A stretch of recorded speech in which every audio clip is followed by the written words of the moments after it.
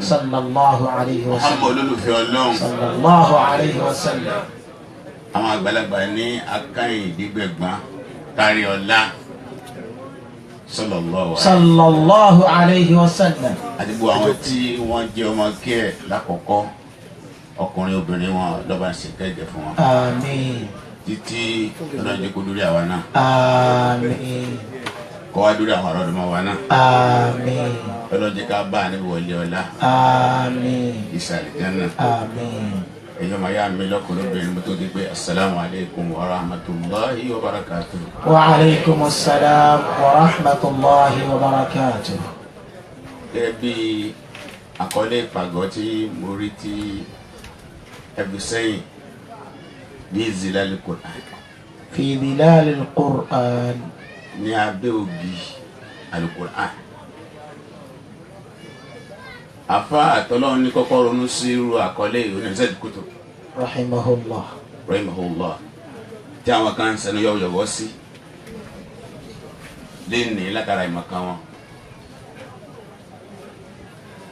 torí díẹ̀ ó ní abẹ́ àsíá ní abẹ́ ògì al-Qur'an. mi ká wá ní kémi yẹ̀wò lẹ́ni òun náà ni al-hayatu al-ghaybiyatu fi dhilal Qur'an. الحياة الغيبية في ظلال القرآن. àwọn ìṣẹ̀mí tí ò ṣe fojú rí tí Al-Qur'an ta sílẹ̀ fún wa. àwọn kò ṣe fojú rí ìṣẹ̀mí kan, àwọn láìfù kan, ìgbésí ayé kan tí ò ṣe fojú rí tí Al-Qur'an tú àṣírí fún wa. eléyìí inú tí àwa mùsùlùmí tá a fi yàtọ̀ sí gbogbo ẹlẹ́sìn pátápátá agbègbè ni tá a fi yàtọ̀ sí gbogbo tí jẹ́ ìròrí oṣù pátápátá òun náà ni al-iman bil-ghayb. al-iman bil-ghayb. khasisatun min khasa'is ummati Muhammadin sallallahu alayhi wa sallam. sifatun min sifatil mu'minina al-muttaqin. Ọlọ́run bá fi eléyìí dá umma Nabi sàlẹ́sà. sallallahu alayhi wa sallam. Ọlọ́run fi ṣe ìròyìn àwọn mùmìnì àwọn olùpayọ̀ Ọlọ́run tí wọ́n gba tí wọn ò rí gbọ́ ọ̀sìn kò ṣeé fojú rí wọ́n gbàgbọ́. ìgbàgbọ́ tó nípa ni. One is saying is a believer. Is a belief. Is a believing. Ṣùgbọ́n lọ́dọ̀ àwọn mùsùlùmí kò rí bẹ́ẹ̀. Níta àárín gbà mí ń bẹ àlìgbàgbọ́. Nínú àkídà wa ni. Mi ń sọ mí ní àkídà tì. Gbogbo ọ̀rọ̀ àkídà yàtọ̀ ní gbogbo ọ̀rọ̀. Ọ̀rọ̀ àkídà wọ́n máa gbé fún yàn ni. Wọ́n nú yàn. Èèyàn kì í rí ihe. Wọ́n máa ń nú yàn ni. Tákìdá bá sì jẹ́ mẹ́wàá tí a bá gba náà ní àfún bẹ́ẹ̀ tó bá gbàgbọ́ háàfù tó kù yẹ ó ti jẹ́ kí náà ní àbíyókò wó. Allahu Akbar. Torí ẹ̀ ló fi sí ìgbìyànjú lórí ọ̀rọ̀ àkídà àwọn ìgbìyànjú lé lórí àbíkànjọ́ pé ìgbìyànjú mi rẹ̀. Pẹ́pẹ́ mẹ́wàá ni látàyà ànábì tí ìdàrí kámà mẹ́wàá náà ni. Kò lè jẹ́ mẹ́sàn-án àtààbọ̀ kò jẹ́ mọ́kànlá. Odidi ni. Ìjọ kan wọn lọ bá Ibn Taymiyyah rahimahullah. rahimahullah. Àwọn ẹ̀kọ́ ra wọn jọ. Wọ́n ní afẹ́ kó fún wa ní àkídà látọ̀dọ̀ ẹ̀. Ẹ̀gbọ́n tí bàbá sọ mi. Bani. Amma al-i'tiqad. Èyí tẹ́ ẹ bá wá sọ́dọ̀ mi nílànà ìgbàgbọ́ yìí. Fala yu'khadhu anni. Kò sí lọ́dọ̀ mi.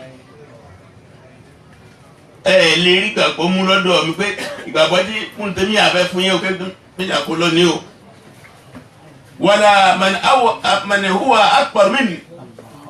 Àwọn tí ń jù mí lọ ní ìmọ̀ ní ọlá ẹ lè rí ìlànà ìgbàgbọ́ mú lọ́dọ̀ wọn. innama yukhad a máa mú ìgbàgbọ́ yìí minal kitab tàbí min Allah subhanahu wa ta'ala. a máa mú látọ̀dọ̀ Ọlọ́run nípasẹ̀ tí a rẹ̀ wa minar rasul sallallahu alayhi wa sallam. a sì máa mú látọ̀dọ̀ ànábì wa ma ajma alayhi salafu hadhihi al-umma àti ètò pé àwọn tí wọ́n jẹ́ àfa àkọ́kọ́ àwọn bàbá wa àṣáájú àwọn ẹni rere ìtẹ́ni wọ́n bá kò lè lórí tí wọ́n yapa lórí ìgbàgbọ́ nù. ọ̀nà mélòó láti mú? ọ̀nà mẹ́ta. ọ̀nà àkọ́kọ́ lọ́dọ̀ Ọlọ́run. ọ̀nà èkejì lọ́dọ̀ Ànábì. ẹ̀kẹta táwọn ẹni síwájú pàápọ̀ lé lórí. tẹnu wọn kò ìtẹ́nu wọn bá ti kò lé lórí ìṣègbàgbọ́. àní pẹ̀lú ìgbàgbọ́ ìgbàgbọ́ nù àkídà nù ètìkọ́dù nù. Ibo ni wọ́n máa wà inú ọkàn tí yóò sì yé làákàyè ọ̀rọ̀ tí ń bẹ́nu ọkàn tó yé kíní tó yé làákàyè àlàyé ẹ̀ ń bẹ́nu làákàyè kéésè ìgbàgbọ́ ọ̀bọ̀rọ̀ gidi tó bẹ́ àdáwò ti kan mùsùlùmí ní ọ̀rọ̀ ìgbàgbọ́ ti di ọ̀rọ̀ ọ̀bọ̀rọ̀ gidi tí ọ̀làlàyé kéésì ṣe hips nususu shar'iyyan kí a kàn ha àwọn àkọọ́lẹ̀ sórí. an tu'mina billahi wa malaikatihi wa kutubihi wa rusulihi wal yawmil akhir wa an tu'mina bil qadari khairihi wa sharrihi. nususu ìlànà gbà ní ìgbàgbọ́ lédè kákan sórí kákan text sórí yẹn fi ń da ilé ayé rú kò lákìdá àwọn abẹ́rẹ́ pé àkìdá wo sẹ́nu sùsù lọ́wọ́ sọ dàbí kíni. torí pé agbègbè ọ̀rọ̀ gbàgbọ́ yìí àwọn kan ti tọwọ́ bọ̀ ó ti dàrú mọ́ àwọn èèyàn lọ́wọ́ àgbẹ̀yìn ọmọ kéékèèké lè ní tá a bá gbọ́ ìtàwọn èèyàn ń sọ káàkiri a rí i pé ìdá àwùjọ rú ni.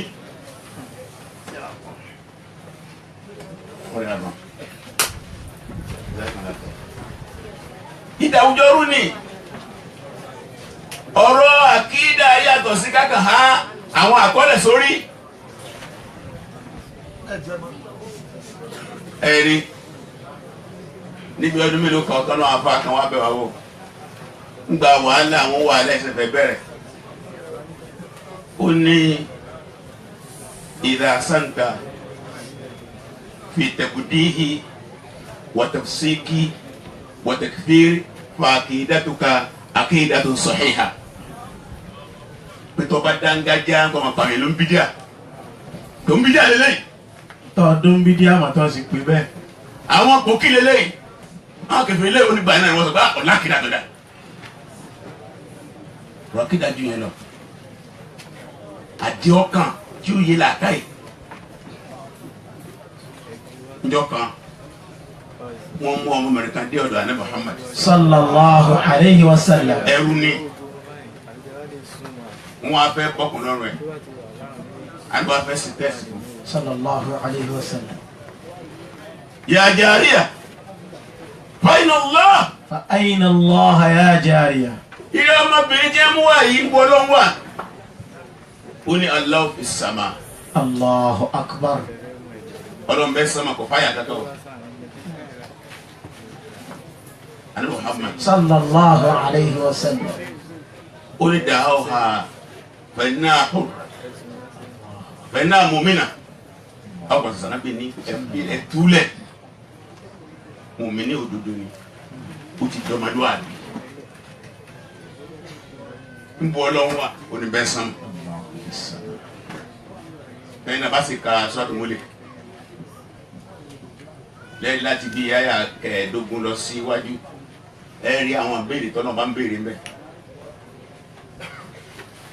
huwa alladhi ja'ala lakumul arda dhalula famshu fi manakibiha wa kulu min rizqihi wa ilayhi an-nushur wa amintum man fis samaa.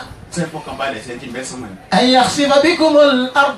kó kílẹ̀ kó fàyà kó sì gbé yín. فإذا هي تمور mo ló pè. في السماء أم أمنتم من في wọ́n tún wáyà السماء tó ń tẹ̀lé. أم أمنتم من في السماء أن يرسل عليكم حاصبا sẹ́ẹ̀fẹ́ bẹ́ẹ̀ tó ń bẹ ń sánmà kí ọ sọ òkúta gbóná lé lórí ni. فستعلمون كيف نظير níbo ni ọlọ́run fi rẹ̀ ti sí. في السماء arábìnrin ọ̀káyà o الله في السماء kò hánu sùsùrí o ṣùgbọ́n ó yé ó sì níwájú ànábì léèrè صلى الله عليه وسلم àdájú ìlú àpọ́nlé lórí látara abẹ́ ànábì ló ti di mọ̀mìnì ó ti dọ́mọlúwàbí mọ̀mìnì ní ìtúlẹ̀ sọ́tọ́lọ́ bá wá fún alẹ́bùn lẹ́yìn ìgbà tá a ní ìgbàgbọ́ ìtàn tó sì yé wa tá a wá máa kọ́lẹ̀ lé lórí àlékún ni ìyẹn làlékún tí ó tún jẹ́ kí àdájú yẹn kó tún yé wa sí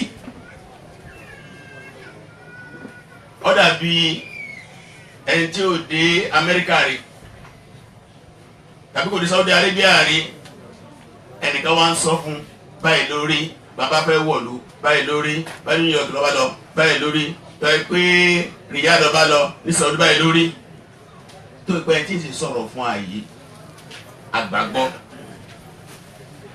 ṣùgbọ́n gbà débẹ̀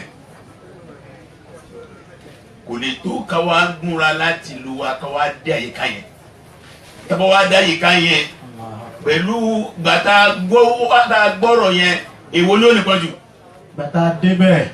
ìyẹn ní sẹ́dákọ́ ló tún sí a jẹ́ kí n tí a gbàgbọ́ yìí kó dá wa lójú sí i tó béèrè lọ́dọ̀ wa nìyẹn pé lẹ́yìn ìgbà bá ní àwọn àgbàgbọ́ ìtàn tó sì yé wa kí a tún mọ àwọn àkọọ́lẹ̀ fún tí a fi lè ṣàlàyé ṣùgbọ́n àwọn tó bá dé pé wọ́n wá mọ àkọọ́lẹ̀ ìgbóyè wọn mùmí làwọn náà kókó kanu ọ̀rọ̀ gbàgbọ́ wá rí ọ̀rọ̀ kan ní àwọn mùsùlùmí lẹ́rù tó bá jẹ́ ìpìlẹ̀ ìgbàgbọ́ ẹnu wọn ò gbọ́dọ̀ yapa lé lórí wọn ò gbọ́dọ̀ ní different opinion lórí ọ̀rọ̀ àkídà bá jẹ́ ìpìlẹ̀ àwọn akẹ́tù náà ti lé ní tí a bá ti lè ní ìyapa ẹnu lórí ọ̀rọ̀ ìpìlẹ̀ àkídà ẹnìkan ọmọ jẹ́ mùmínì ẹnìkan ọmọ jẹ́ kèfèrí àfọ̀rọ̀ akẹ́tù àwọn sàbí a máa yapa lórí ọ̀rọ̀ akẹ́tù àkídà bẹ́ẹ̀ bá ọdún tẹ́lẹ̀ àṣẹ sọ àtọ̀pọ̀ àwọn àfà fápẹ́rẹ́ nísìnyí rírí ọlọ́run nígbà tá a gbé gun sánmà lọ.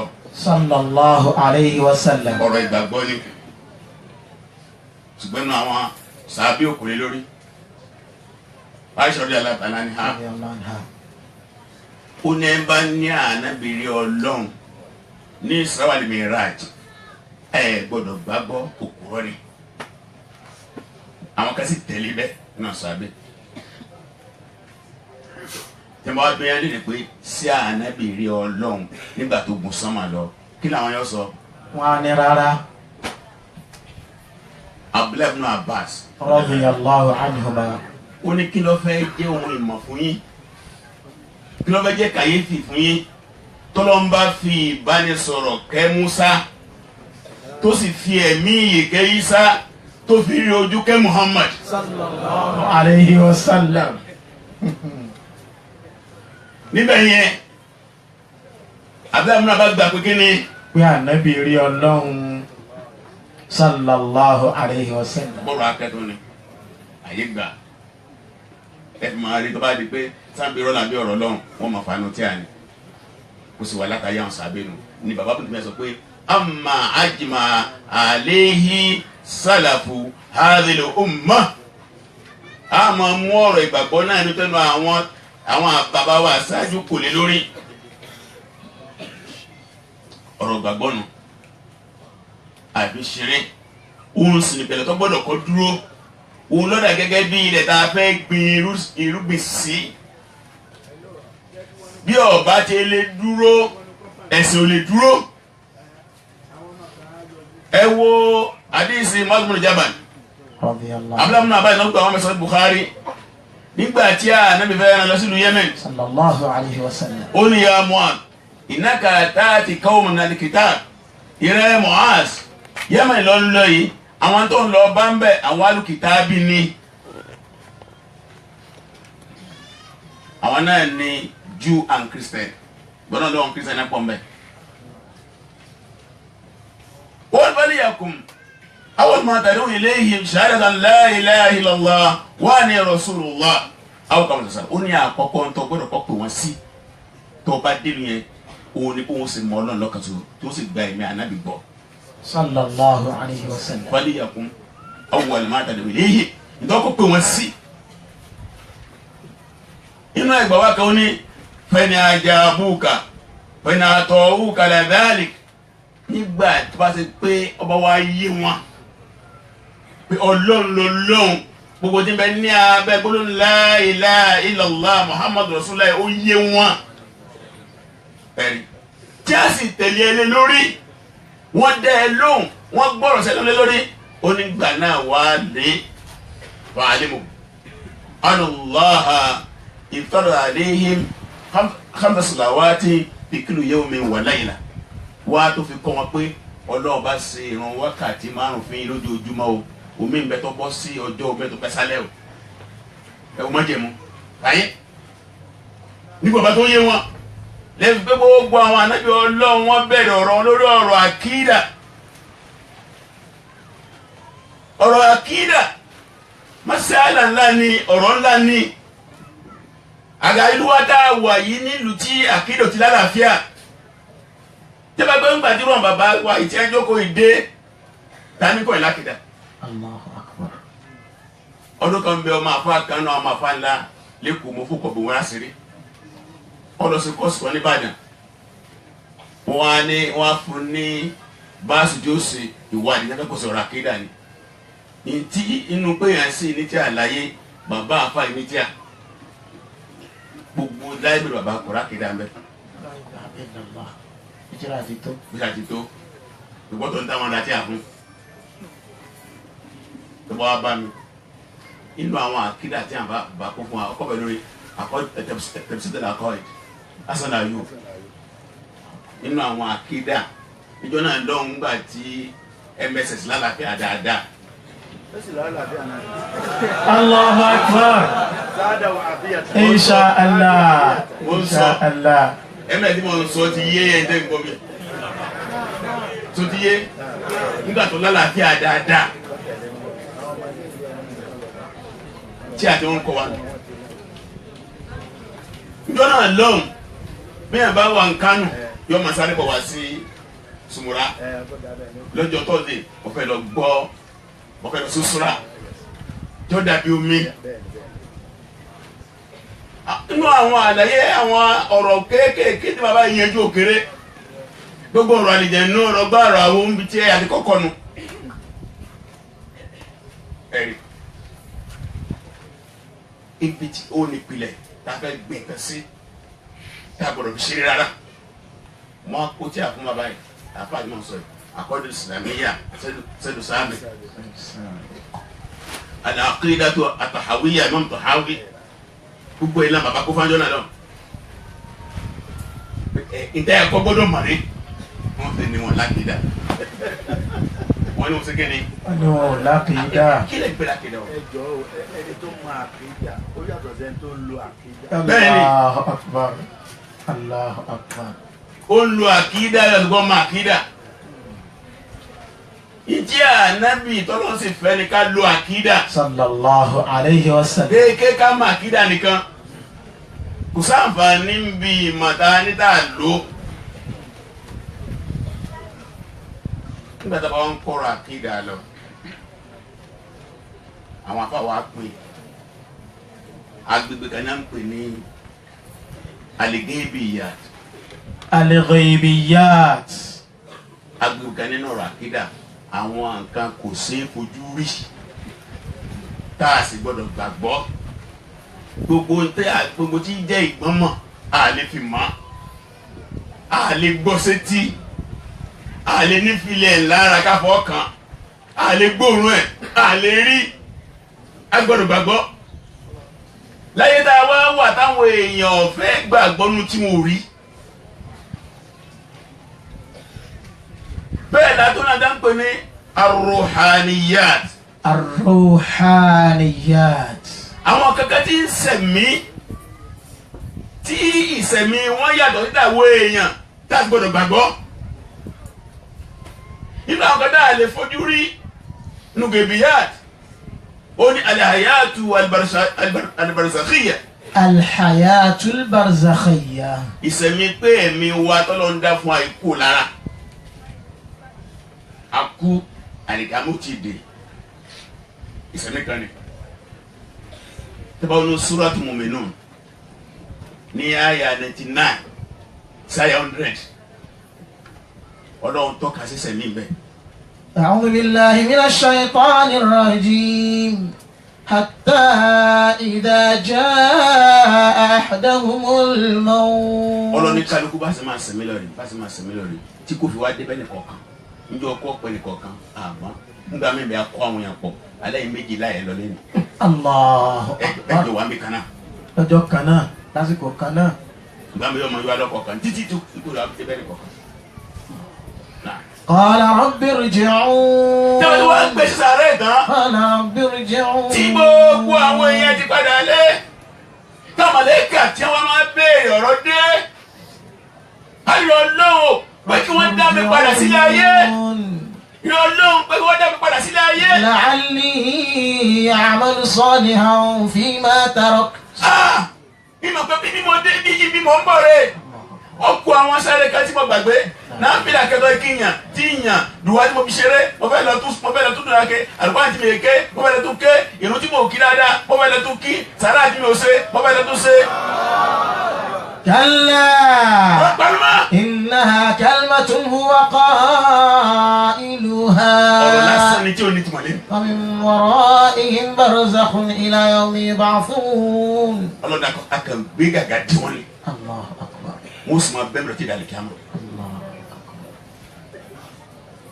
hali gèbíyà na gèbíyàt. àyè kan nu inú àwọn ìkọ̀kọ̀ tó pamọ́ tí o ṣe fojú rí kan nìyẹn táàsì gbọdọ̀ mú gbàgbọ́ mbẹ́ ibi tá a dé yẹn ìbẹ́ńbẹ́ ìkẹ́ ìbẹ́ńbẹ́ ìyà ẹ̀rí ani Muhammad sallallahu alayhi wa sallam. ó ní sàárè àìdá ìdẹ̀kùn ìgbádùn láti inú àlìjẹ́nà wá tàbí ìgbónájẹjẹun láti inú náà. súnmọ́nà àǹfààní ọ̀kan ọmọ ọ̀dọ̀ ó tí yóò bá ti rí sàárè báyìí ní ọmọ sọkún wọ̀rù lómi ọmọ dà nínú ọgbọ́n rẹ̀ á ní kí ló dé á níbi tó ń wo yẹn ó ti gbọ́ lẹ́nu ànábì pé ààyè tí àìsàárè yìí ẹ̀ ń bá yege ń bẹ̀ ètò kúrọ̀ ẹ̀ tó bá kùnà mẹ́ ó gbé àkọ́kọ́ nu inú bèbè yá àti lẹ́yìn náà lọ́wọ́ adúkú tó tẹ̀lé lọ lẹ́yìn náà lọ́wọ́ akú arruhaniyat. Arruhaniyat. àwọn nǹkan tó pé ìsẹ̀mí wọn náà ń sẹ̀mí nínú ẹ̀ ní alamul malaika. Alamul malaika. ìgbésí ayé àwọn màláíkà àwọn ẹ̀dá kan tá à ń pè ní màláíkà tí wọ́n ń pè ní angel àwọn náà ń sẹ̀mí alamu gèbè mustaqim ìgbésí ayé àìrí ni tó dá dúró tí ọba ṣèèṣì yàn kì í rí wọn ṣùgbọ́n gbàdá àwọn ànábì ọlọ́run bẹ́ẹ̀ ń bẹ láyé àwọn àṣẹlẹ̀ kan ṣẹlẹ̀ tí wọ́n fi rí wọn nígbà tí wàá lọ tán yẹn wọ́n sí rí mọ́ tó pé wálé ayé wọ́n máa ń ní bàtà pẹ̀lú kánábì ọlọ́wà lórí ayé nígbà ànábì ìgbẹ̀yìn sì ti lọ sallallahu alaihi wasallam wọ́n gbé ana khatamun nabiyyin fala nabiyya ba'di aw kama sọ̀rọ̀ sọ Bukhari ó ní èmi ní òpin àwọn ànábì ọlọ́run ànábì mi ò tún wá lẹ́yìn mi mọ́ èèyàn kan ò tó gbọ́dọ̀ pé ànábì kan tó ń bọ̀ lẹ́yìn ànábì tó wà jẹ́ nàbí oúnjẹ dídùn ànábì tuntun tó jẹ́ kí n yá bẹ̀yẹn ni pé Ìsá ń bọ̀ nínú àmáràtú sáà àlìkúbúrá nínú àwọn àpẹẹrẹ àlìkíámà ńlá wọn ni nùzúlù Ìsá bi akhir zaman lọ́dọ̀ àwọn alùsùn wal jamaa nínú àkídà ìsìlámíyà ìní ìgbàgbọ́ nínú padà wá ànábì wa Ìsá kí àlìkíámà tó dé. Àwọn kan sì ní ó rí bẹ́ẹ̀ tẹ́lẹ̀ kaba ní ó rí bẹ́ẹ̀ ẹ pé ẹ sọ fún ẹ ṣe ìkọ́ mọ́tò tó jàre àwíjàre òrè tó bá tó wọn takú pẹ́pẹ́ bí tí agbára ìsìláàmù ti ń bẹ ni wọ́n lò lára fún ọjọ́ mẹ́ta kó fi túbá tí ó bá túbá yóò dọ̀ra bùkúnùkù. Allahu akbar. Wọ́n pa ni. Ó sọ orí ẹ̀ kalẹ̀. Ìta bẹ́ẹ̀ sàwádà lẹ́nu. Mo láyà ìṣàwọ̀ mọ́. Tí àwọn àbá sì ń bá wọn sọ tó tó sọ̀rọ̀ gbogbo. Kí ló jẹ́ àyíkìgbà kò sí agbára ẹ̀sìn. Lákìdá àwọn mùsùlùmí ò nìyẹn. Àwọn màlẹ́kà ẹ̀dá kan ni wọ́n. Ọlọ́run bá dá wọn láti inú mọ́lẹ̀. Inú àdìsí màmá Aisha ní Sahih Bukhari. Ànábì ní khuliqal malaika min nur. Khuliqatil malaikatu min nur. Ó ní wọ́n dá màlẹ́kà láti inú mọ́lẹ̀. Ìmọ́lẹ̀ lọ́ni kó di màlẹ́kà di màlẹ́kà. Ní agbègbè kó báyà kọ́ Ọlọ́run innama amruhu. Innama amruhu idha arada shay'an an yaqula lahu kun fayakun. Kó báyà kó lọ bí dá màlẹ́kà láti inú mọ́lẹ̀ ni wọ́n sì di màlẹ́kà. Ìgbàgbọ́ nínú wọn. Lẹ́yìn náà òun náà ni alamul jinn. Alamul jinn wa shayatin. wa shayatin. Àgbáyé àwọn àlìjànnú àti àwọn èṣù. Àgbáyé kan náà ni alamul ghaibi mustaqil. Ìgbésí ayé àwọn àlìjànnú tó dájú. Àwọn ọlọ́dà wọn láti inú náà. Wa khuliqal jannu min marij min nar. Khuliqal jannu min marijin min nar. Inú àdìsí máa wá Aisha àti mọ̀ká fún àti mọ̀ká lọ. Wa khuliqal jannu min marijin min nar. Adá wọn láti inú ìjó náà, ahọ́n náà tí máa fi balabala. Ló fi dá wọn. Ló fi dá wọn. Wa khuliqa Adam mimma wusifa lahu. Alayhi salam. A sì dá Ádámà níbi ń tá a fi ròyìn ẹ̀pá ti dá. Ọlọ́run ló ń dá Ádámù láti inú ìpè. Inna mathala Isa inda Allahi kamathali Adam. Inna mathala Isa inda Allahi kamathali Adam. Khalaqahu min turab. Ọlọ́run ní àpèjúwe Isa wọ́n gẹ́gẹ́ àpèjúwe Ádámù láti inú ìpè. Thumma qala lahu kun fayakun. Àìsàn fún ìpè máa jẹ́ bẹ́ẹ̀ máa jẹ́ yẹn ìpè sì dèèyàn. Allahu akbar. Àwọn yẹn náà ń pè ní al-awalimu ar-raqiyya, àwọn àgbáyé tó ga jù, àgbáyé mẹ́ta. Alamul ins, àgbáyé ọmọ ẹ̀dẹ́yàn tí mi ẹjọ́ wà báyìí tá a mọ̀, àgbáyé èèyàn ni gbogbo ti já ilé ni ibi tí òrùn bá ń ràn dé bá a ṣe rí ẹni ó kúrú, ẹni ó ga, ẹni ó pupa, ẹni ó dúdú, ẹni ó sanra, ẹni tí ó sanra, àti pẹ̀lú oríṣiríṣi alamul ins àti gbogbo àṣà, gbogbo ìwà àgbáyé èèyàn nù. Inú àgbáyé tó ga jù ni tó sì ní àdámọ́tọ́lọ́ dámọ́bẹ̀. Lẹ́yìn náà ni alamul jinni wa shayatin, àgbáyé àwọn àlìjànú, àwọn àtàlìjànú súnmọ́ra wa bí a ti papọ̀ pọ̀. Àjálùra wa gan-an, níta àfijọ́ra pọ̀.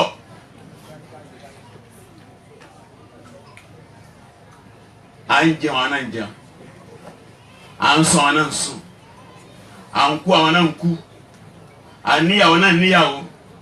À ń bí ọmọ náà ń bímọ. kódà mi ń gbà mí bẹ bàbá olùtẹ́ mi à ń gbà mí bẹ ó ní èèyàn máa fẹ́ àlìjẹ̀nù gbà mí bẹ àlìjẹ̀nù lọ́kọ ìyàwó léèyàn ìgbà mí bẹ èèyàn lọ́kọ ìyàwó ní àlìjẹ̀nù ó rí bẹ́ẹ̀ ní ọdún máa bẹ̀rẹ̀ tó ogún ọdún nísìn wọ́n ní ẹnìkan àjẹnú kó sí lára ní bá gbé wájọ́ náà lọ láwa ń ṣàdúrà fún àjẹnú wa sọ̀rọ̀ ẹni tí àjẹnú kó sí lára ọkùnrin ni ẹni tí wọ́n sọ̀rọ̀ ẹni wá obìnrin ni ó tẹ́ ti jẹ́ ó lè mí níyàwó ẹ̀ láti bó síbò ó ní ẹbí léèrè níbolẹ̀ ti pàdé lóṣòdì. Allahu Akbar. Àwọn àlejò ló ń gbé kó nìyẹn o.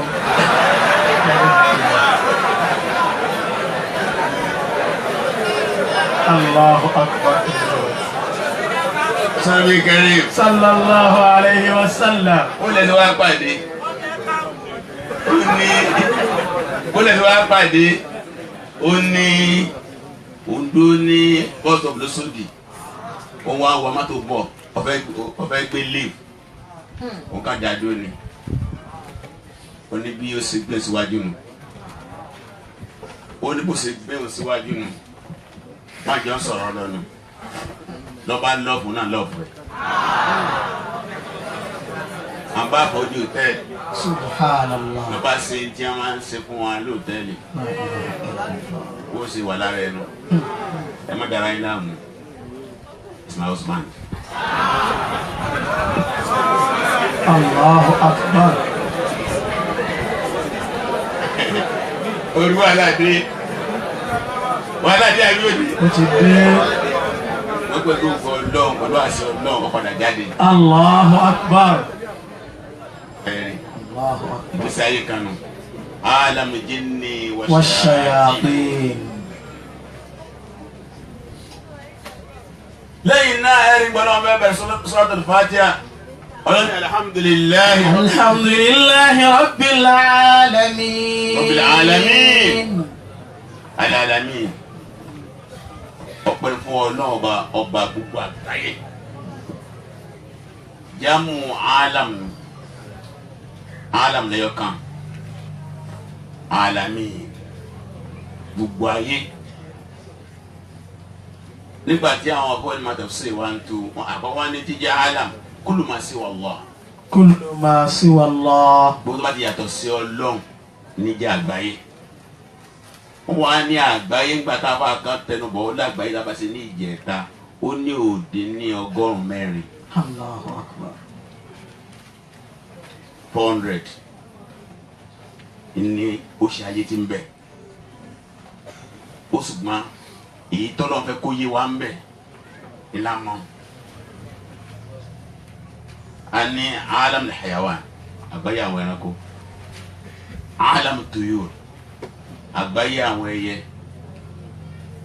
alam asharat àgbáyé àwọn kòkòrò, alam nabatat àgbáyé àwọn koríko. Olùbẹ́ yasinafiya pẹ̀lú ọ̀nà rẹ̀ Rabbil alamin ọba gbogbo àgbáyé tí o sì pamọ́ fọlọ́. Àti wá rí àwọn àgbáyé ńláńlá yìí, àgbáyé ńláńlá mẹ́ta, àgbáyé èèyàn tèmi ẹjọ́ ń lò yìí, àgbáyé màláíkà, àgbáyé àwọn àlìjànú àtàwọn èṣù. Àbákan wá tó ṣàlàyé nígbà tó àwọn ruhaniyun àwọn kan tí ń sẹ̀mí tó yàtọ̀ sáwa ó náà kàn bẹ aruhaniyun akhyar ó láwọn tá à ń sọ yìí àwọn àgbáyé tí ń sẹ̀mí wọn à níbi lọ́dọ̀ rere ni wọn ṣe kí ni. Wọn à níbi lọ́dọ̀ lè ni wọ́n máa ń ṣe. Ó ní alamul malaika. Alamul malaika. Kò sí bínú gbèsè ayé wọn kò sáko bá kàdá fẹ́rí mẹ́ wọ́n sì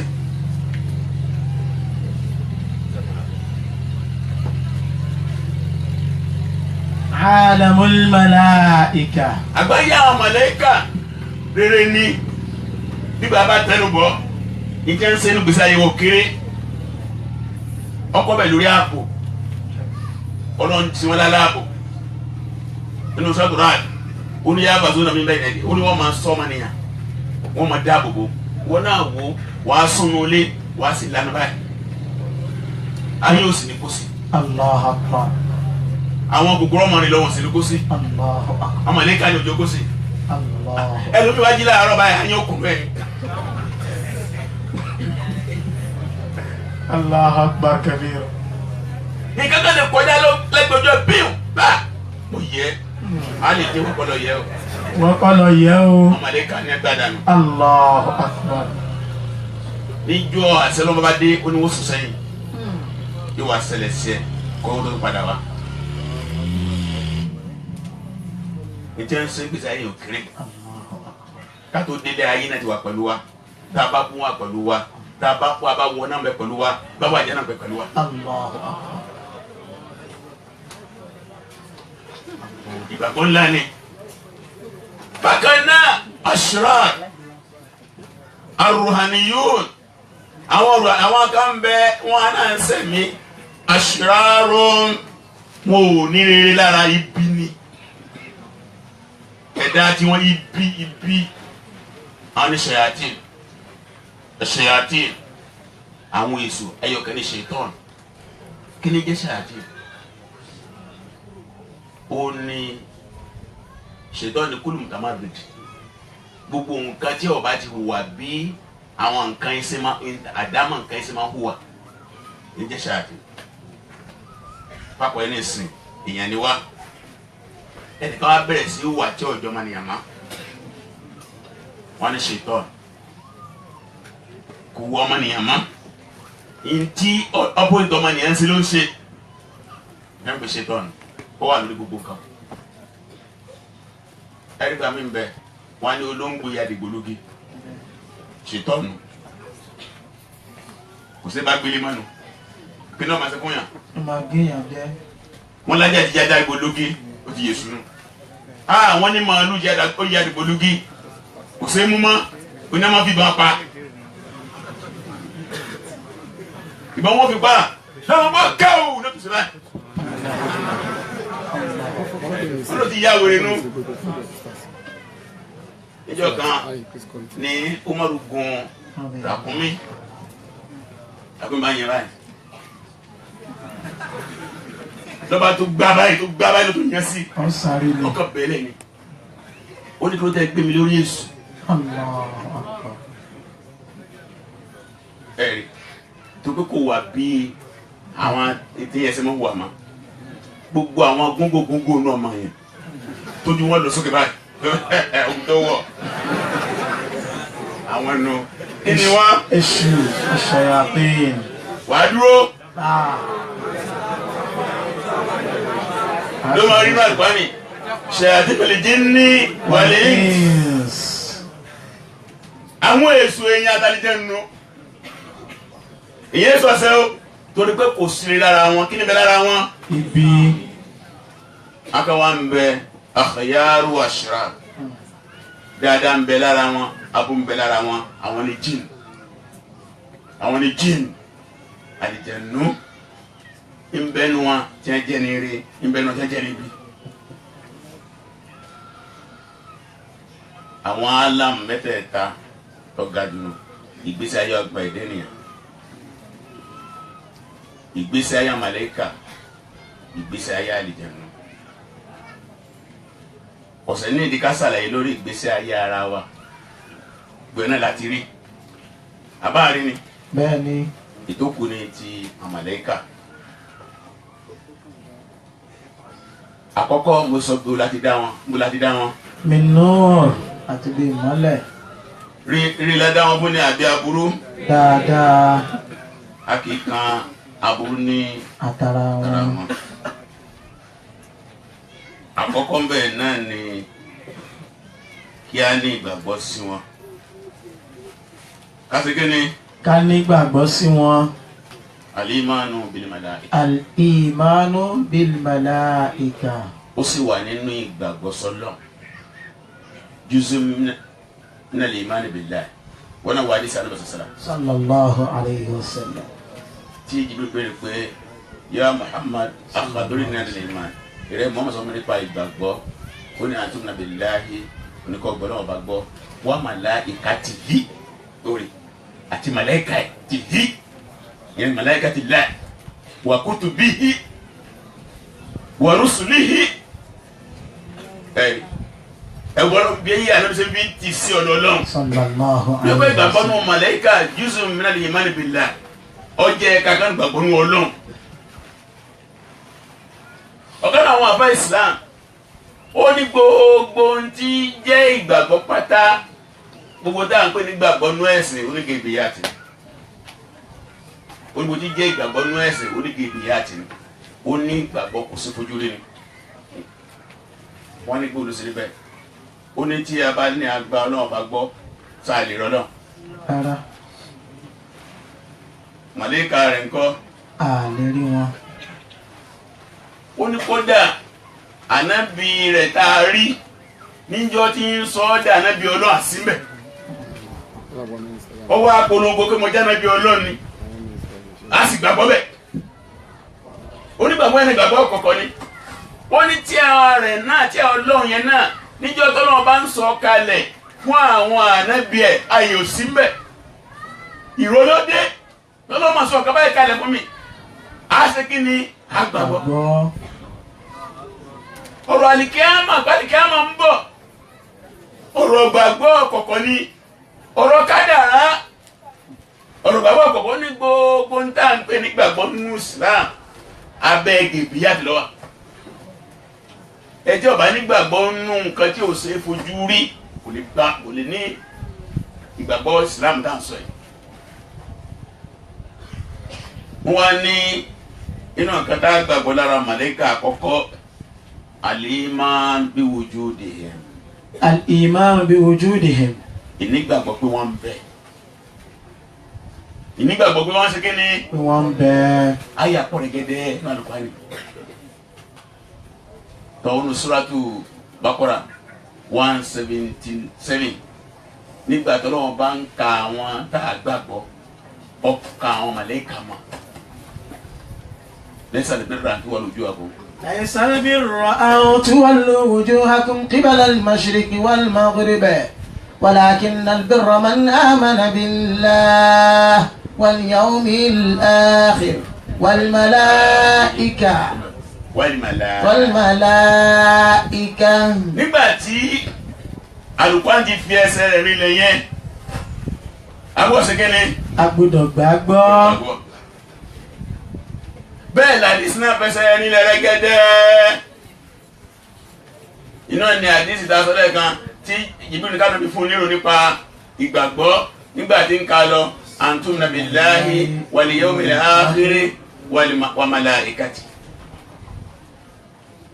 àti rí lẹ́yìn náà àwọn àṣẹ lóríṣiríṣi wá fi hàn wá nínú Al-Qur'ani Karim nínú súnà àlẹ́sọ̀sọ̀lá tí kí a mọ̀ pé àwọn màlẹ́kà ń bẹ ebi joko ni Ànábì wa njọ kan sallallahu alayhi wa nínú sallam. àdìsí mọ́rún Nawawi tó lẹ́nìkan wọlé sọ́dọ̀ àwọn ọ̀mọ́rí àwọn ọ̀rá pẹ̀lú àrìjẹ̀ lára ẹ̀ inú rẹ̀ dúdú kirikiri aṣọ ẹ̀fún ní ó jókòó ti Ànábì ó gbọ́ létà Ànábì ó wá ń bẹ Ànábì léèrè sallallahu alayhi wa sallam. béèrè tán ó nígbà wà lọ tán òun pẹ́ díẹ̀ Ànábì wa bẹ̀rẹ̀ pé ya Umar àtàzùmọ̀ni sáìl. tadri mani sa'il. tí ọmọ ẹ ti ń béèrè yẹn ó ní ọ̀gbẹ́ Allahu rasuluhu a'lam. dhaka Jibril atakum liyu'allimakum dinakum. Jibril nù ọwọ́ akọyin ní ẹ̀sìn yín ni. lógun Babel wọ́n rà àwọn màlẹ́kà wọ́n jọ jagun ní tọ́lọ́run wá sọ yẹ kí wọ́n kọ́ àmùsùn lọ́wọ́ táwọn náà mẹ́rù kódà Abbas njọ́ náà ló ń bẹ ní agbọ́n kèfèrí ó ní màlẹ́kà ló mú lẹ́rù ó wá fa nílé mùsùlùmí kan lọ́wọ́ ní wàá dọ́dọ̀ àná Muhammad wá sọ fún ànábì pé ẹni ó mú wá bí tó mú dọ́dọ̀ yìí kọ́ ló mú mi lẹ́rù òun kọ́ ló mú mi o. ó ń ti ga tó wọṣọ funfun tó wúlá wà ní àgbẹ̀ ní àmàlẹ́kà ni wọ́n ti padà bẹ́ẹ̀ ti wá. Allahu akbar. a nígbàgbọ́ pé wọ́n ń ṣe kí ni. Kí wọ́n ń bẹ. nínú ẹ̀ al-iman bima alimna ismahu minhum àwọn tí a bá mọ orúkọ wọn nínú wọn a nígbàgbọ́ sí orúkọ yẹn ka Jibril Alayhi salam. ẹ máa yá ayé àlọ́sọ̀rọ̀ Jibril fún wa ẹ máa yá ayé àlọ́sọ̀rọ̀ Jibril fún wa.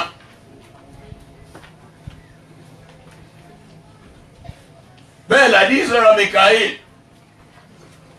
àti bẹ́ẹ̀ bẹ́ẹ̀ bẹ́ẹ̀ bẹ́ẹ̀ lọ nínú gbàgbọ́ nu gbogbo ìta bá ti rí àkọọ́lẹ̀ fún tí ó kọ rẹ̀ rí yàtọ̀ sí àgbélọ̀rọ̀ orí kọ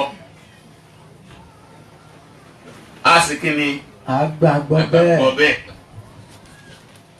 inú agbègbè náà inú ẹ̀ náà ni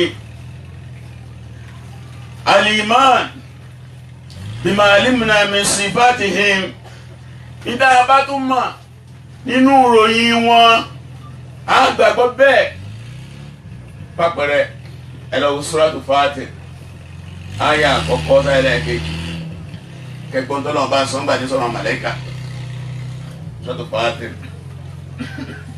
Alhamdulillahi fatiris samawati wal ard. ọlọ́ni ọ̀pọ̀ni fọ́lọ́ ọba tó dá sánmà àtilẹ̀. Ja'il malaikati rusula. ó sì àwọn màlẹ́kà ní òjíṣẹ́ Ọlọ́run. Uli ajnihatin mathna wa thulatha wa ruba'. ọlọ́nà màlẹ́kà yìí ó làjì ní wọ́n níyẹ̀ Mathna ẹ̀gbọ́n wọ́n níyẹ̀ jẹ́ bí ń bò ó ń bẹ́nu wọn oníyẹ̀ méjì wa thulatha ó ń bẹ́nu oníyẹ̀ mẹ́ta wa ó bẹ́nu ruba'. oníyẹ̀ mẹ́rin. Yazidu fil khalqi ma yasha. wọ́n lọ́wọ́ máa ń ṣe àlékún ẹ̀dá àwọn bá ti fẹ́ torí díẹ̀ omi ń bẹ ó yẹ márùn omi ń bẹ ó yẹ mẹ́fà omi ń bẹ ó yẹ méje omi ń bẹ ó yẹ mẹ́wàá. Inna Allaha ala kulli shay'in qadir. ọba ìgbà yìí sọ̀rọ̀ alábẹ́rẹ́ gbogbo nǹkan ní ìdí àfihàn pé màláìkà ó kẹnu èèyàn ńlá ni ó nìyẹn. nínú àdìsí abẹ́múnà Abbas tí mẹ́ta ní sahih ó ní ànẹ́bí Muhammad Sallallahu alayhi wa olórí sallam. màlẹ́kà Jìbìrìlù rí bọ́lá ọba ṣe dá lẹ́ẹ̀mejì rí kan lórí ilé ayé rí kan sánmà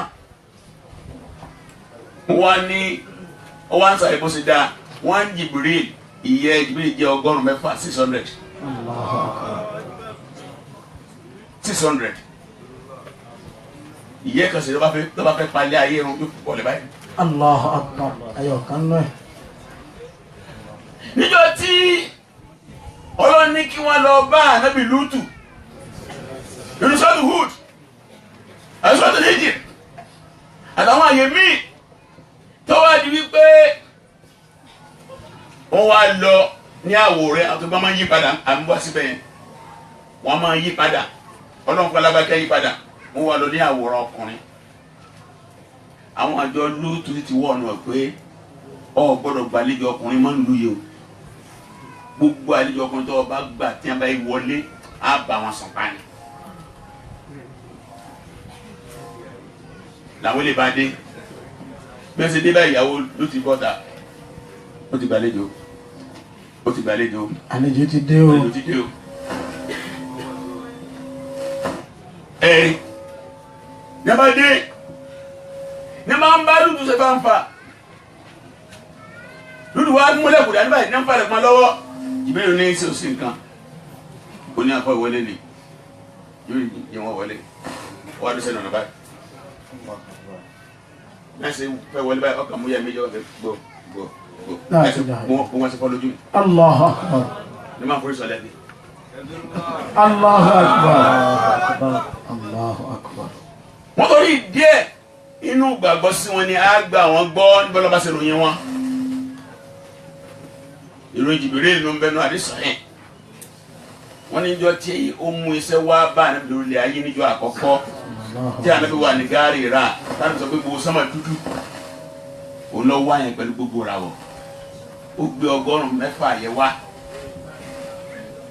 sórí ilẹ̀ ayé ó wà ànábì wà rẹ̀ tẹ́lẹ̀ fi ba ànábì nù Sallallahu. wọ́n bu alẹ́ gbèsè ya Muhammad Sallallahu. ikra ẹnẹ wo wọn ní ọmọdé bẹ̀rẹ̀ rọba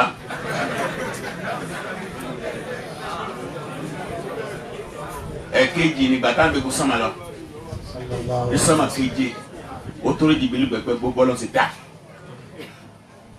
ó jẹ́ méjì péré tí Ànábì rírí pẹ̀lú gbogbo ra wọ ara gbàgbọ́ nù wọn. wọ́n bá kan náà al-imanu bima alimna min a'malihim alladhi yaqumuna biha katasbihillahi wa ibadatihi laylan wa nahara duna malalin wala futur. a tún gbà wọn gbọ́ pẹ̀lú ń tá a mọ̀ nínú tọ́lọ́ bá pè ní iṣẹ́ wọn nínú àwọn sọ́yìn kí wọ́n máa ṣe àfọ̀mọ́fọ́ lọ́hùn ọmọ gbọ́ yusabbihuna al-layla wa nahara la yafturu àtọ̀sán àtòru ní à ń ṣe àfọ̀mọ́fọ́ lọ́hùn wọn kì í dákẹ́ wọ́n sinmi lẹ́yìn náà adaduhum la yuhsa.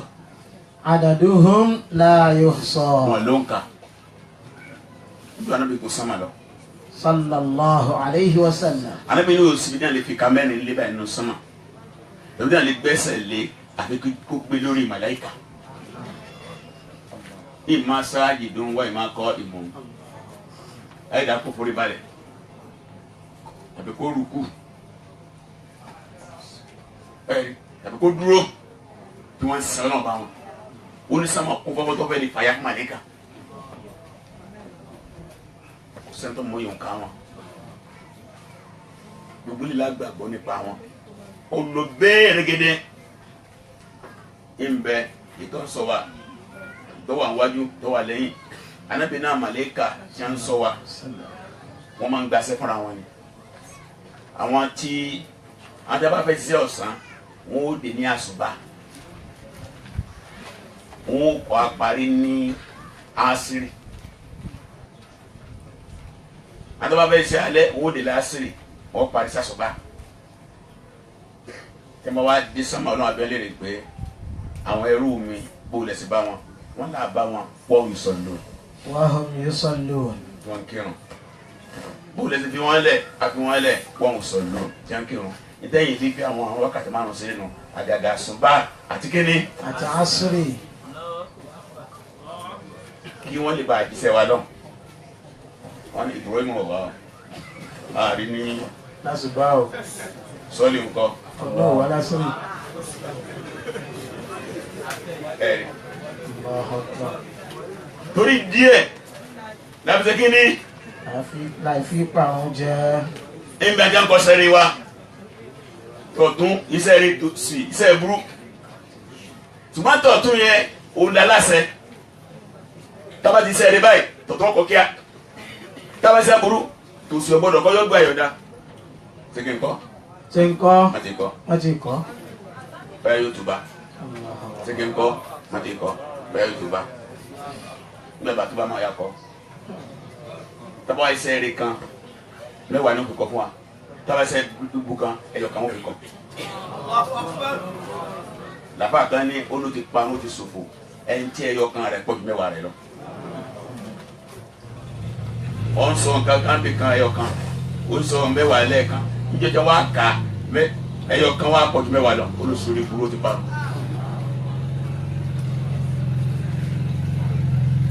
àmàlẹ́kà là ń sọ wọ́n bá wa rìn pọ̀ wọ́n ní àjẹsí lára wa tó pọ̀ kódà ń gba bí ijọ́ tí ìyá wa àti bàbá bá ń sun oúnjẹ tẹ́ ń sun wa gbàrà tí bàbá bá ti dà nǹkan sínú abẹ́rẹ́ ìyá àmàlẹ́kà kan bẹ́ẹ̀ ìmì àwánu wọ́n ní àyà rọ́bì ìrẹ́ ọlọ́run nọ́tìfà ṣé kí ọ wálẹ̀ ní àtọ̀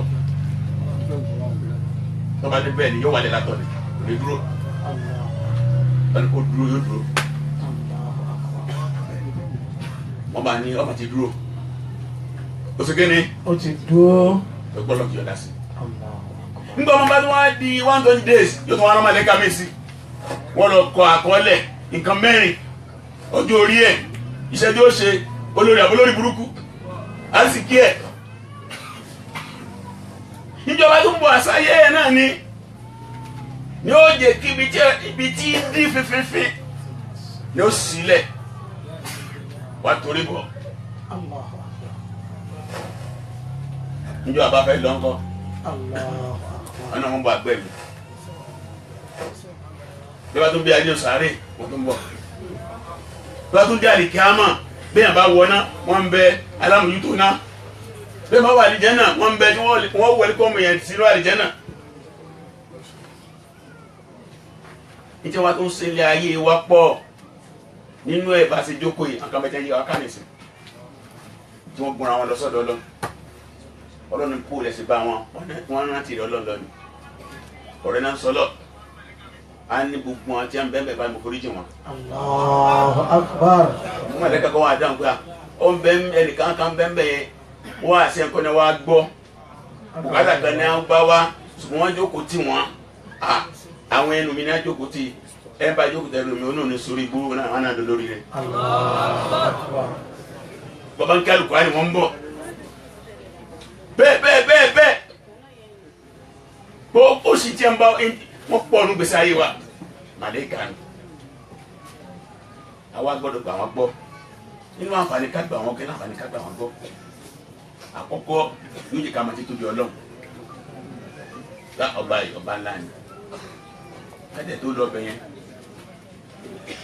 tí ẹ bá sọ bí a ṣe tó nígbà tí Imam Shawkani rahimahullah nígbà tí ń tú àyà Suratul Tariq يا الذين آمنوا قوا أنفسكم وأهليكم نارا يا أيها الذين آمنوا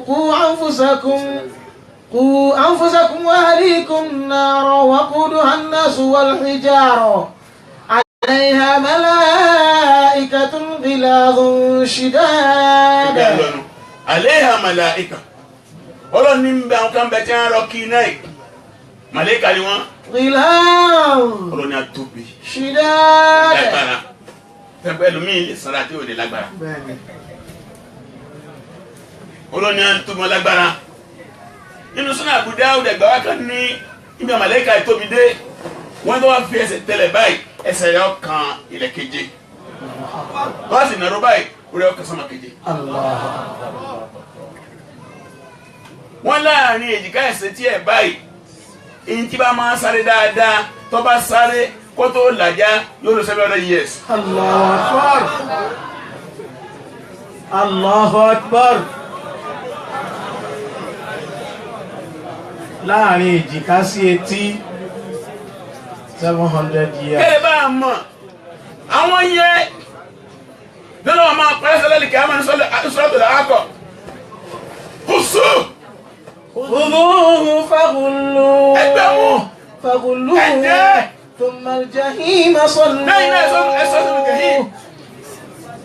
nínú bí sílẹ̀ Al-Qur'an sẹ́rù kùtùbí ní ẹ̀ mọ́tọ́lọ́ bá ń sọ ni ó dàbí bí àwa yìí náà bá ṣe wáyé kí ẹnìkan wá ẹyin tútù kẹ́ni mú fọ́ sọmọ kó ti lé jù mú fọ́ kí wọ́n kéèyàn mẹ́yìn dání kí wọ́n tó gbọ́gbọ́ mú fọ́. ó mú pẹ̀lẹ́pẹ̀lẹ́ ni ó ti fọ́ tẹ́lẹ̀ wọ́n á ti fọ́ àtúkà ó ní fún mi yẹn sí rí sáwọn mọ̀lẹ́kà ni Allahu Akbar. ẹ bá gbàmbá igun rẹ̀ wọ́n fọ́ báyìí. kùsù fagulú ó ní ẹ wá dé sẹ́kẹ́sẹ́kẹ́ 70 feet ẹ̀sọ́ sínú náà. àwọn kẹta fi ń ṣe nínú ààyè parọ́ ààyè jalè ààyè sísìnà ààyè mutí ààyè sọ̀rọ̀ ààyè sọ̀rọ̀ yìí gbàgbọ́ màlẹ́kà jẹ́ kí tóbi ọlọ́ọ̀bá pọ̀ sí lọ́kàn ẹni ọba tó kàyà ní lọ́dà wọn ni. nínú ẹ̀ á jẹ́ ká lè máa tó dúpẹ́ fọlọ́hún bá ọlọ́mọ pọ́n ọmọ ẹ̀dẹ́ yàn lé o èmi náà lọ́wọ́ á ní kí màlẹ́kà máa wà pẹ̀lú mi kó máa dáàbò wò mí kó máa káàkiri ìpàṣẹ rẹ̀ kọ́kọ́ ẹ̀rí pé àpọ́nlé ni yóò wá bẹ́ẹ̀ fún wa tá a fi lọ gbọ́dọ̀ lójúmọ́ wọ́n ti dé àkàrọ̀ ti dé nìkan bẹ́ẹ̀ pẹ̀lú wa bàtò rẹ̀ kó tó lọ òsínlọ́hún ọgbọ́rọ̀ sílẹ̀ wọ́n wà sísẹ̀ tí wọ́n tọ́ pé ìyá ń bẹ́ fún yẹn lọ́rùn wọn àjòjú rẹ̀ ọ̀fọ́ wọn àjẹtí rẹ̀ ó di wọn àjẹ́ ní ojú ẹ̀ anáni tó ń bẹ́ẹ̀ di arísìkì ń bẹ́ẹ̀ ni wọ́n ti sọ pé ìdí òjò lọ́wà tí wọ́n bá ń mójú òjò ọ̀rọ̀ mọ́nu ń bẹ́ẹ̀ ni wọ́n di afẹ́rẹ́ lọ́wà tó lọ ń fún wa ní àwọn aṣẹ́ oríṣiríṣi nínú gbèsè ayọ́mọ nìyàn kéèyàn lè dùkọ́ tọ́lọ́n ọlọ́run ọmọ pọ́n mi lé o ìbáàdì mukramu àwọn ẹrú ẹ̀jẹ̀ jẹ́rọ alápọ̀lẹ́ lónìí wọ́n máa ṣe bọ̀ ìsinmi tó ti bẹ́ẹ̀ àgbọ̀rọ̀ sọ́lọ́ lẹ́nu nínú ẹ̀ ataqarrubu ila Allahi bi hubbil malaika ala ma qamu bihi min maradillah ó dànù ìtún bẹ́ẹ̀ nù sí àwọn màlẹ́kà yìí tí a máa ń ṣàdúrà fún wa ìrọ̀lọ́n bá ní forí jẹ́ mọ̀mìnì bá ní forí jẹ́ mọ̀mìnì mọ̀jẹ̀ wọ́n wọ náà ẹ̀ tẹ́tù ṣàdúrà fún wa àtúngbàdúrà lẹ́nu wọn lójúmọ́ lẹ́yìn náà inú àǹfààní bẹ́ẹ̀ ń bí ìgbàgbọ́ ní màlẹ́kà àmọ́ tara màlẹ́kà súnmọ́ lọ́hùn ìfẹ́ màlẹ́kà àmọ́ tara ẹ̀ súnmọ́ lọ́hùn tó bá nífẹ̀ẹ́ wọn lẹ́fìrí ń gbọ́dọ̀ sọ̀rọ̀ kèfèrí inú Suratu Baqara tí wọ́n nífẹ̀ẹ́ màlẹ́kà Jibril wọ́n fẹ́rẹ̀ wọ́n gbà kó ní mọ́ múyà wá aláti nífẹ̀ẹ́ wọn lẹ́ẹ̀ma rí bẹ́ẹ̀ náà àdúrà Allahumma arzuqna hubbaka wa ba rasulika wa ba malaikatika ẹ̀ máa gbẹ́ bẹ́ẹ̀ àti ìfẹ́ màlẹ́kà jẹ́ kí n nífẹ̀ẹ́ màlẹ́kà ẹ̀ tí a bá nífẹ̀ẹ́ màlẹ́kà ìsúmọ́lọ́ ni bí a bá nífẹ̀ẹ́ àwọn ànábì Ọlọ́run ìsúmọ́lọ́ ni tí a bá nífẹ̀ẹ́ ìwé Ọlọ́run ìsúmọ́lọ́ ni nínú ẹ̀ a máa jẹ́ kí ìgbàgbọ́ ọmọnìyàn lékún sí nínú alukurani tó kọ́ màlẹ́kà lọ́mọ alukurani wa nígbà bá nígbà náà màlẹ́kà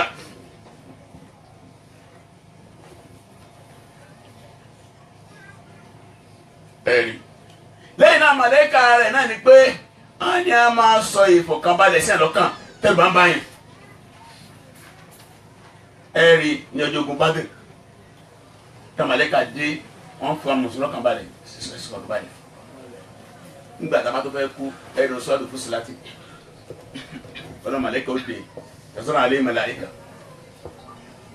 wọ́n mọ̀ ó dé wọ́n ti ṣe sùúrù àwa la bẹ́ẹ̀ lò láyé àwọn náà tó ń bá tó pàdé wa báyìí bẹ́ẹ̀ gbogbo ilé ara ìgbàgbọ́ nínú màlẹ́kà ni ló sì pàtàkì àti bẹ́ẹ̀ bẹ́ẹ̀ bẹ́ẹ̀ bẹ́ẹ̀ bẹ́ẹ̀ bẹ́ẹ̀ lọ nínú àwọn ẹ̀kọ́ tí ìmẹ̀lára màlẹ́kà yìí kó tó akẹ́kọ̀ọ́ bá dàdí kíámà àdùbọ̀ àpàdé nídìí ìṣirò àwọn náà ní ẹni ó sì ṣirò ṣẹ́ torí ìdí ọ̀ràn yẹn ní ká wà ní al-imanu sahibi kí a ní ìgbàgbọ́ sí wọn nígbàgbọ́ tí ó ní àlàáfíà tí ò rújú díẹ̀ náà tán màlẹ́kà ni.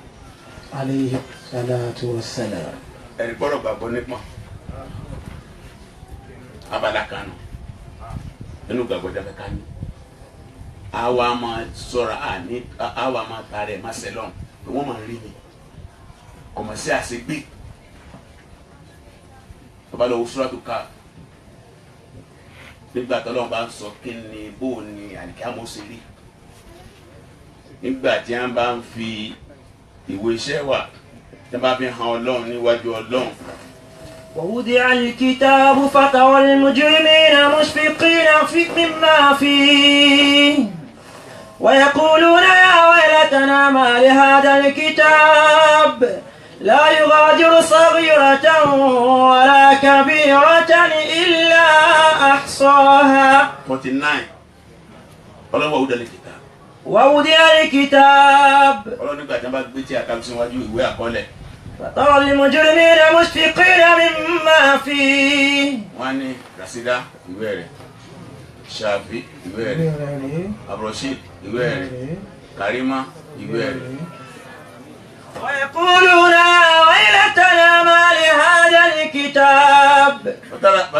فترى المجرمين Ọlọ́run wá rí àwọn pòkì àwọn criminals àwọn ọ̀daràn. مشفقين مما فيه. àwọn tí ò gbọ́dọ̀ sọ́lọ́ ọba lẹ́nu òun lọ́mọ bí ó gbọ́dọ̀ sọ lẹ́nu tí rọ́ ní pa ni tó lè ní jà tí sì ní ṣe tó bẹ tí ní òwò ni tí ń jórun ni tí ń fi irun kúrun ni tí ń fẹ́ kánákẹ́ kaná ni kí ló ń ṣe mbẹ́ sẹ́pà fẹ́rẹ̀ díẹ̀ ni kẹ́fẹ́rẹ́ díẹ̀ ni sẹ́pà ẹ̀ sọ́mùtì ni sọ́mùgbó ni àwọn criminals ó lọ́wọ́ ara criminals mùsùlùmí tó mọ̀ bẹ̀rù orí mi o mímọ̀ fi tó jẹ́ bá pàdé níwèé wọn. ويقولون يا ويلتنا ما لهذا wọ́n lè gbé الكتاب ọ̀sẹ̀ wa o irú ìwé wọn lélẹ́yìí lẹ́yìn gbẹ́dù sọ̀gínà لا يغادر صغيرة ولا كبيرة إلا أحصاها. tí o sẹ́yìn kankan kù. ètò kọ́lé nu tá a ṣe ọkọ ètò tó kọjá ìmúta yín ìmú àkànyìn mọ́. La ilaha illallah. oyin mu Oyin mú. sikiriti tá a ṣe ó sì sikiriti. La ilaha illallah. kódà aṣọ bá sì jábọ́ Allahu akbar. bí aṣọ bá jábọ́ tó wá fi kọ́ padà wọ́n á kọ́ pé aṣọ tó bọ́ọ̀lẹ̀ tó fi kọ́. ìlà sọ gbogbo ẹ̀ wọ́n kọ́lẹ̀. ووجدوا ما عملوا حاضرا ọlọ́run jẹ́ ṣe wọ́n rí wájú wọn báyìí bí èèyàn. wàlá yẹn lọ. ولا يظلم ربك أحدا. ọlọ́run bá rẹ̀ ọ̀sàkóso bí fídíò ni yẹnsẹ́ fídíò wa ní ìsàn kan bẹ́ẹ̀ láti sùn rẹ̀ tó bá tó ọdún mẹ́ẹ̀ẹ́dógún yẹn bá tó gbé kalẹ̀ gbé ló ṣe Ó sùn náà ni. àkàn fi bẹ́ẹ̀ rò hàn báyìí tó bá fídíò ẹ̀ lọ́gbọ̀n ló ṣe kí ni ó ṣe Báyọ̀ yẹn wà ń bẹ̀rẹ̀. àdìkẹ́ àmọ́nu Allahu akbar. àwọn màlẹ́kà àwọn kan máa rìkọ́ọ̀dì ni wọ́n sọ pé ifọ̀ àdùnnà àtàfà wọ́n kan máa rìkọ́ọ̀dì wọ́n ní ṣé má ṣe wọ́n kan máa rìkọ́ọ̀dì wọ́n máa rìkọ́ọ̀dì wọ́n àṣẹ tilẹ̀kùn màrí mọ́ Wọn ò ṣe é tilẹ̀kùn mọ́rí mọ́. wọ́n rí ẹ ń bẹ̀ Allahu akbar. bọ́ ọ bá gun sánmà lọ wọ́n rí ẹ bọ́ wọnú lẹ̀ àná ni Allahu akbar. ìgbàgbọ́ nu màlẹ́kà nù ìgbàgbọ́ kékeré àbí ìgbàgbọ́ ńlá Ìgbàgbọ́ ńlá bẹ́ẹ̀ ká fi ṣeré kò yẹ ká fi ṣeré o. bí zilali Qur'an bí Fi zilali dhilalil Qur'an. algebiya alayatul gebiya Fi dhilalil Qur'an. ìgbàgbọ́ àìrí ní abẹ́ ògì alukuran kó tó wá kan àwọn àlejànú alimanu bilijin Al-imanu bil jinn. lórí pé wọ́n máa kó pọ̀ mọ́ màlẹ́kà tó bá wọn náà jẹ́dá àìrí wọ́n jẹ́dá àìrí àdìsọ màlẹ́kà dáwọ́ wọ́n máa ń pààrọ̀ àwọn máa ń ṣe kí n tó lórí màlẹ́kà nínú àgbàgbọ́ tí wọ́n ní gbàgbọ́ ní sí wọn wọ́n ní wàlá yusufuna bisifati al-bashariyya wọ́n láàgbọ́ fìròyìn ọmọnìyàn ròyìn wọn la yakuluna wọn kì í jẹun wala yashrabuna wọn kì í mú wala yanamuna wọn kì í sùn wala yatazawwajuna wọn kì í fẹ́ra wọn. lẹ́bìrin jọ tí yàn màlẹ́kà tí wọ́n dọ́dọ̀ ànábì Ibrahim ó gbóúnjẹ fún wọn tí wọ́n jẹun. Wa hum la yakulun. wala yusafuna bidhukuriyya wala unsiyya a ò gbọ́dọ̀ fi akọròyìn wọn a gbọ́ fi akọròyìn wọn. àgbọn ọ̀gbọ́n ní akọ yẹn nípa àgbọn ọ̀gbọ́n lọ́kùnrin àgbọn ọ̀gbọ́n lóbìnrin mo gbọ́ akéde ìsìlámù àgbọn pé kí ni Ọkùnrin a sì gbọdọ̀ pè wọ́n lóbìnrin. wọ́n ní máa ń wà sọ́fà ohun bèbè kò rí yẹn ẹ ń bá pè wọ́n ní ọkùnrin fásapà ó wà pòkì wọ́n máa ń wà sọ́fà ohun lòun sí yẹn ẹ ń bá fobìnrin ròyìn wọn káfàrà ojúkò nù ẹ̀sìn. ọ̀gbọ́n ni Allahu akbar. nínú àkídà tó o bá pè wọ́n lọ́kùnrin pòkì ní ẹ tó o bá pè wọ́n lóbìnrin kèfèrí wọ́n torí kí lójó rí bẹ́ẹ̀ gbogbo ìgbà tí wọ́n wá bá àwọn ànábì Ọlọ́run níjọ́ wọ́n wá dọ̀ Ibrahim tí wọ́n wá dọ̀ Lútù níjọ́ wọ́n yọ sí ànábì Muhammad níjọ́ tí wọ́n yọ sí mama Maryam wọ́n wá ní àwòrán ọkùnrin wọ́n tó ti bẹ́ẹ̀ wọ́n èso òrìjìnà ọkùnrin wọ́n kàn pààrọ̀ àwọn ni torí dẹ̀ tábà wá fi pé ọkùnrin ròyìn wọn kò kí ni wá tábà wá fobìnrin ròyìn wọn àwọn kèfèrí pé wọn màlẹ́kà lóbìnrin Ọlọ́run pé ọmọbìnrin Ọlọ́run torí díẹ̀ kúfùrù ni kò rí ọ̀rọ̀ àkídà ṣẹlẹ̀ tó àwọn kan bẹ ní abẹ́ àwọn kan yẹn téèyàn gbọ́dọ̀ fi ṣeré ọkùnrin ni wọ́n anda fasik obìnrin àmàlẹ́kà anda káàkiri àmọ́ pé èyí fi ṣeré lọ́rọ̀ akídà àwọn máa tú fún yẹn ní wẹ́lẹ́wẹ́lẹ́ gẹ́gẹ́ ọmọ kan mú tí a kan mọ ká gánà lọ́wọ́ ń kafara wọn lọ́ ń bàdá wọn lọ́ ń fasaka wọn يفسق ويكفر ويخرج المسلمين من الاسلام ويوزعون النار wọ́n pín náà báyìí ni wọ́n kẹ dáná báyìí gbogbo ilé wọn náà ti dáná ẹlòmí pínlẹ̀ pínlẹ̀ kún fún abẹ́ ọdún bàbá mi kan bẹnu náà ló kún fẹ́ nígbà nígbà tí bàbá mi bẹnu náà bàbá jẹ́ ọmọ pé ó sèbù nígbà tí bàbá mi bẹnu náà bàbá jẹ́ ó sèbù mọ́ nígbà tí bàbá jẹ́ náà ló lè ká sọ́ra o wọ́n ti náà ránṣẹ́ lọ tábà gún bẹ́ẹ̀ lábọ́ sí orí àwọn àlìjẹ̀nù ìgbàgbọ́ kan náà ni inú gbàgbọ́ tá à ń lè pé wọ́n ń bẹ àjẹnú ṣe kíni. wọ́n ń bẹ. al-imanu bi wujudi. al-imanu bi wujudi al-jinn. wọ́n ń bẹ. wọ́n ṣe kíni. wọ́n ń bẹ. tukpa àlùkò àni fẹsẹ̀ gbọ́n bẹ nílẹ̀ o di sura kẹ́ni sura tó di jẹ. ẹ bẹ́ẹ̀ kọ́ bẹ́ẹ̀ni.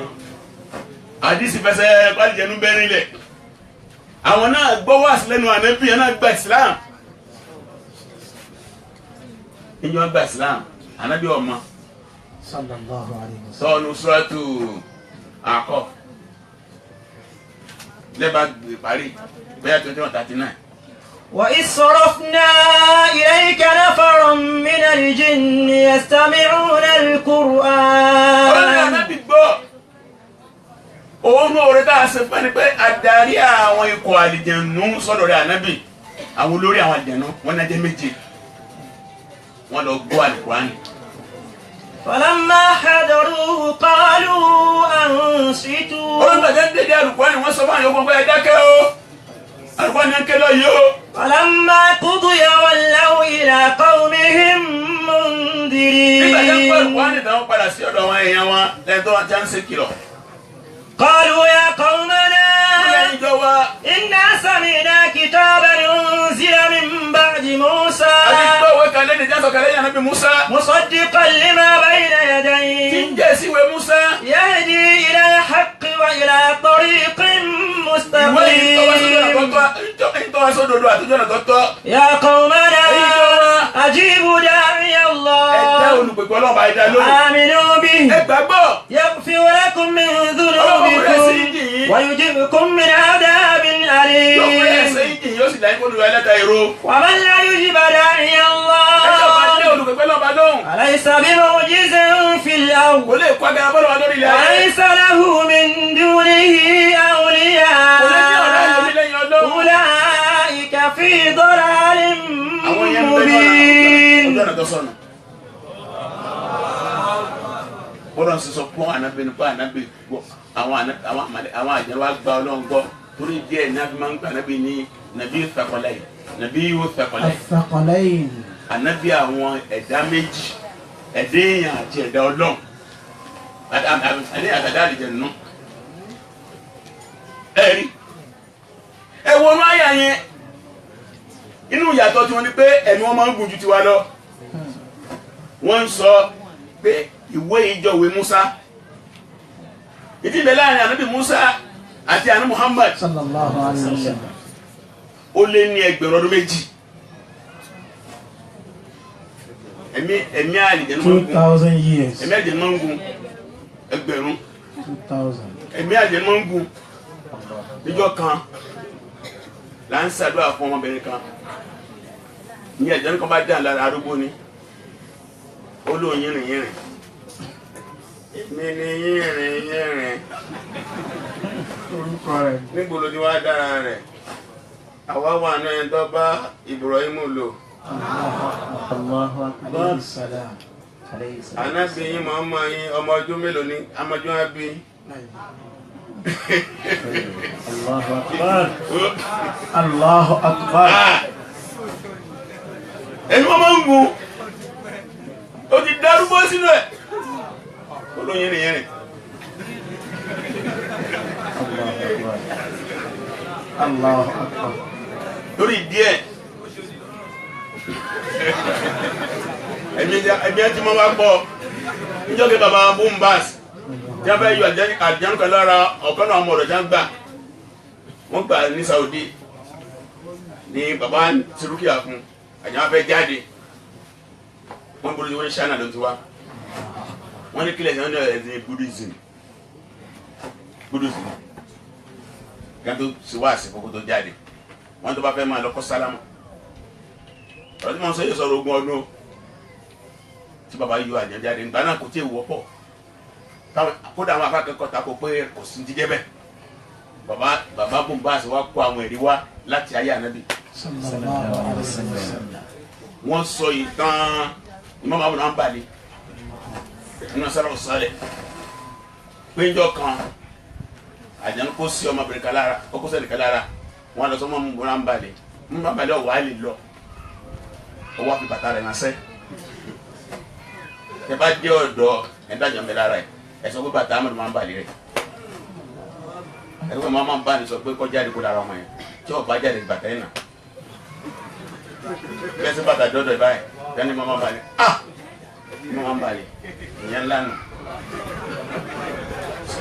ó ní sí ó ní kàkà jáde lásán ni àpótá bá tún jáde ní ká kó ní ìlú rà. Allahu Akbar. Ó ní ìdórun àgbẹ̀ ẹ̀kẹ́ jáde wọ́n sì jáde. Ẹ wo àwọn èèyàn. Àwọn tẹ́lẹ̀ máa ń ṣe bọ́sọ̀bọ́sọ̀ sínú. Wọ́n á mọ̀ bí láǹbàdí kẹ́ni, ó ti fọ́ lẹ́nu. Ó tó ní. Àdéhùn bẹ́ńtà tí wọ́n ká àwọn àfáà kú mọ́. Tí wọ́n wọ́n àfáà ńláńlá ńlẹ̀ bí òpè gbẹ wọn ni wọ́n ṣe. Nígbà mo máa ń balẹ̀ wá jáde láyé àjẹ́ tó wá kó sáré nìkan ní ọmọ akẹ́ máa balẹ̀ wọn náà wá fi bàtà náà sẹ́ àjẹ́ máa fi ẹsẹ̀ yẹyẹ o ó lẹ́yìn ní bàtà náà lọ́dún náà bá débi ní jáde ṣe ìwọ́n ń sẹ́bi Amadu Hanbali gbogbo ẹ̀yẹ Amadu Hanbali ó rò bóyá lásán ni ìbọn náà lómi jẹ́ bẹ́ẹ̀ ìbọn náà bá lómi jẹ́ bẹ́ẹ̀ lórí díẹ̀ àwọn àjẹnú gbèsè ayé kàtó nù àwọn náà wá ń bá wa lò tó pọ̀ lẹ́ẹ̀kan nígbà tá à ń sọ̀rọ̀ ẹnìkan já sí inú pé wọ́n bẹ́ ń bí wọ́n ṣe kí ni Wọ́n bẹ́ ń bí. eré ló pé lọ́wọ́ sọ́ọ̀tù jíìn nígbà tí bàbá wa gbónú tèmi àfẹ́ tú ní wọ́n fẹ́ tú ayàyẹ fún wa mo fẹ́ pé kó gbọ́ bí bàbá ṣe tú.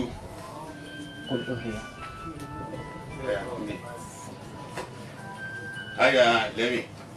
Wa anna minna as-salihun. Àwọn àjànú ń bẹ́nu wa àwọn ẹni rẹ̀. Wa minna duna dhalik. Ìsì ń bẹ́nu àwọn tí èsẹ́ ni rẹ̀. Kunna qa'iqa qidada. Gbogbo òjò làánà wa. Ó parí. Bí ẹ bá ń fi tẹ̀síbà kọrùn, àwọn sì kéde. Wọ́n bẹ láàrin Wọ́n bẹ láàrin wọn. Bí ẹ bá ń jó, wọ́n sì kéde. Wọ́n bẹ láàrin Bẹ láàrin wọn. Lórí díẹ̀ láìpẹ́ yìí, mo fẹ́ sọ mí fún ẹ. Ẹ farabalẹ̀.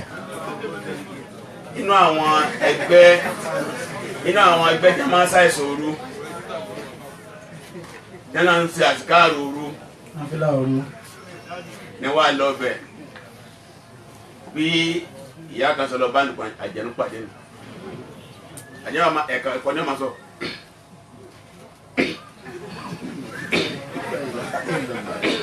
La ilaha illallah. Ní bá gbé dé.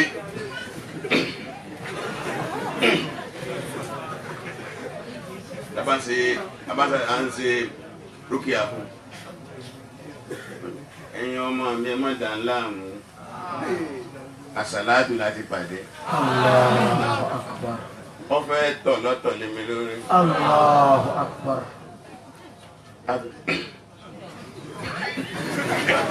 Allahu Akbar. Wa anna minna as-salihun wa minna duna dhalik. Kunna qa'iqa qidada. Orí dáàsì, wọ́n bẹ gáràjì, wọ́n bẹ ní àwọn olóṣèlú. gbogbo ẹ̀ ní wà bẹ́ẹ̀. كنا طرائق قددا الله أكبر sọ́bí kẹrin صلى الله عليه وسلم. kò sí nínú láìpẹ́ ìná omi ìtọ́nu mọ́ mẹ́sàn-án yìí níjẹ̀bú òde ó ti lọ àsàlátù náà ni obìnrin ní ẹ bá kó sí lára àkọ́dà kan wá ń bẹ ní Sàgámù german sàkáàrù yẹn ni wọ́n á gbé sọ́dọ̀ ẹ̀ wọ́n wá bẹ̀rẹ̀ sàkáàrù àlìjẹun tó jẹ́ lára ẹ̀ lé lọ́gbọ̀n wọ́n wá ní ibò náà ti wọlé wọ́n ní gbàdára rẹ̀ ọ̀yá wọ́n wá gbé lọ sí ọ̀dọ̀ alàgbánú òjò wọ́n lọ́dọ̀ àgbàdánù òjò ní agbé lọ yẹn wọ́n ní 2000 níbẹ̀ lára ẹ̀ ìbẹ̀rẹ̀ tó wá rọ wọlé. Allahu Akbar. Sọ́bí kẹrin Sallallahu alayhi wa sallam. ọ̀kan wá lóhùn ní jáde nítorí kan mẹ́nu ọ̀kan lóhùn ní jáde náà kò ní wípé ẹsẹ̀ báyìí fún ẹsẹ̀ báyìí fún ẹsẹ̀ báyìí fún pẹ̀lú ògùn lọ́dọ̀ ló ti jáde nísìn. Allahu Akbar. ó ná tọ̀rọ̀ àyíká.